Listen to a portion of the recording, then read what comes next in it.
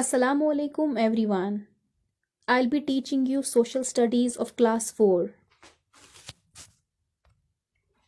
So let us start with chapter 4, that is weather and climate. Weather. First of all, we'll see the definition of weather. That is what actually this weather means. It is the condition of the atmosphere of a place at particular time. The weather of a place can change rapidly. If yesterday was cold, today it may be very hot and sunny. So, weather is the condition of the atmosphere. What is this atmosphere? It is the layer of air that surrounds our earth. Now, there are different conditions of the atmosphere. That is, sometimes it's hot, sometimes cold, sometimes windy, sometimes rainy, sometimes cloudy. So these are different conditions of the atmosphere. So these conditions of a place at particular time defines weather. These conditions define weather. Now this weather of a place, it changes quickly. That is, if yesterday was cold, today it may be very hot and sunny. It may be very bright and sunny with a clear sky in the morning, while as in the evening it may be covered with dark clouds, or it may start raining in the morning someday and the afternoon will be very sunny. It can also be very hot during the day, but it can be very windy in the evening. So the weather of a place can change quickly. That is within a few days or within a few hours or even within a few minutes as well. So this change in the condition of the atmosphere from one day to another day or from morning to evening, it defines weather. Now, what does the weather depend on? Do you think weather depend on anything? Yes, weather do depend on so many factors. That is temperature, wind, precipitation, and humidity. These are the factors on which weather depend. Now, we'll discuss these factors one by one. Number one is temperature. Now, we'll see how this weather depends on temperature. Now, what is temperature? Temperature is the degree of hotness or coldness. That means how hot or how cold the air is.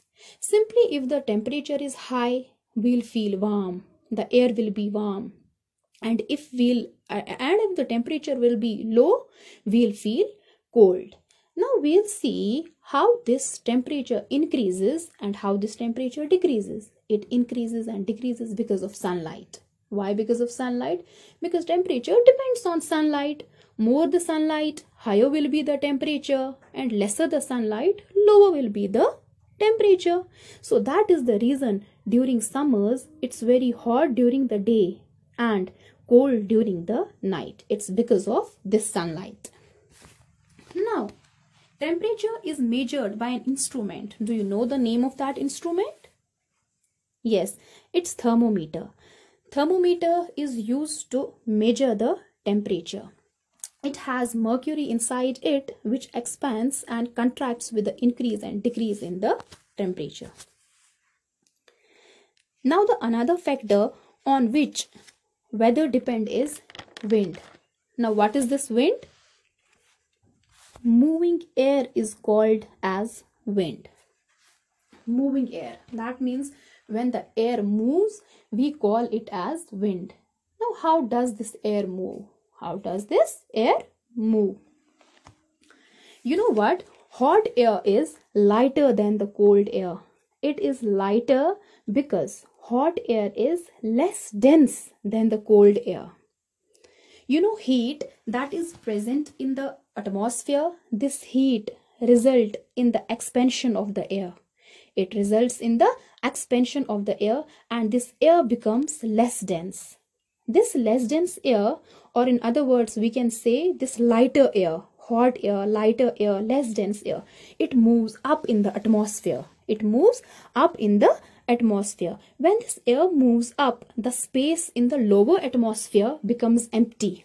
It becomes empty. Now, the air from the cold places, That cold air from the cold places moves in to fill this space. It results in the movement of the air.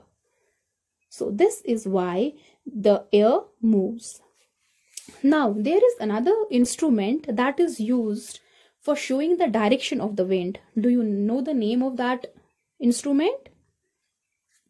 Yes, it's wind vane. So wind vane is the instrument that is used for showing the direction of the wind. Now we call this wind by different names. We call this wind by different names. That is breeze, gale, and storm. Breeze.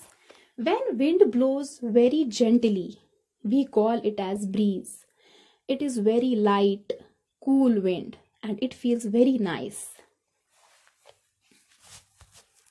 Gale. Gale is the strong wind and very powerful wind. We don't feel comfortable at all in this wind. Storm. So this is bad weather with strong wind and rain. So it is very bad weather with heavy rain and strong winds and often thunder and lightning as well. And it causes a destruction at large scale. Now rain and water cycle. Now we'll discuss water cycle. Now, as all of you must be knowing that we have so many water bodies present on our earth. So, water is present in oceans, seas, lakes, rivers, ponds, isn't it? Now, what happens is, as we all know, sunlight falls on these water bodies. When sunlight falls on these water bodies, the water present in these water bodies, it heats up. As a result, when this water gets heated up, it gets changed into vapors.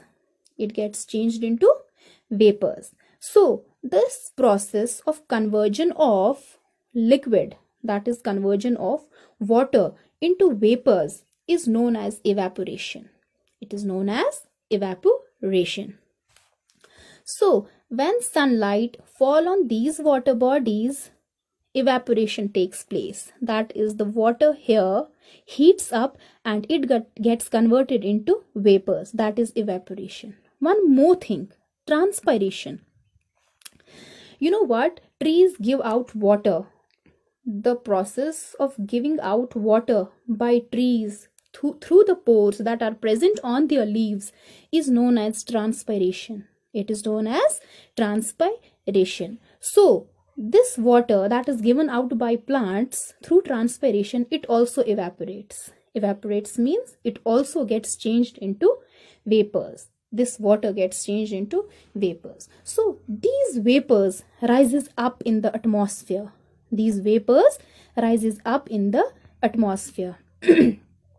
And they cool down. As a result, condensation takes place.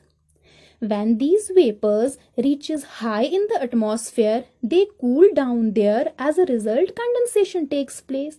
Now, what is this condensation? Condensation is conversion of vapors again into liquids. It is conversion of vapors again into liquids. Now, these liquid droplets, they form clouds. They will form clouds. These water droplets come close to each other and they form clouds. Now these clouds become very heavy. When these clouds become very heavy, precipitation takes place. Now what is this precipitation? When these clouds become heavy, the water now from these clouds will fall down on the earth in the form of rain or hail or snow. So, this water will fall down on the earth as a precipitation by the process of precipitation, and it will again reach to these water bodies, that is oceans, lakes, rivers, as a runoff. Some of the water may be absorbed by the earth. Some of the water may be absorbed by the earth, and this water is present inside the ground as a groundwater, which is used by plants and animals. And some of the water is collected as a runoff again into oceans, rivers, lakes. Now these processes, that is evaporation, that is conversion of water from the water bodies into vapors, that is after evaporation condensation takes place. That means that when these vapors reaches high in the atmosphere, they cool down there and results in the formation of clouds. How are clouds formed? When condensation takes place. That means when these vapors are again converted into liquid, then these water droplets, liquid droplets, come close to each other, they form clouds. When these clouds become heavy, they fall down on the earth as rain. This is known as precipitation. Now these processes repeat after one another. So this is water cycle. First evaporation, then condensation, transpiration, precipitation, and again this process is repeated. This is water cycle. Thank you.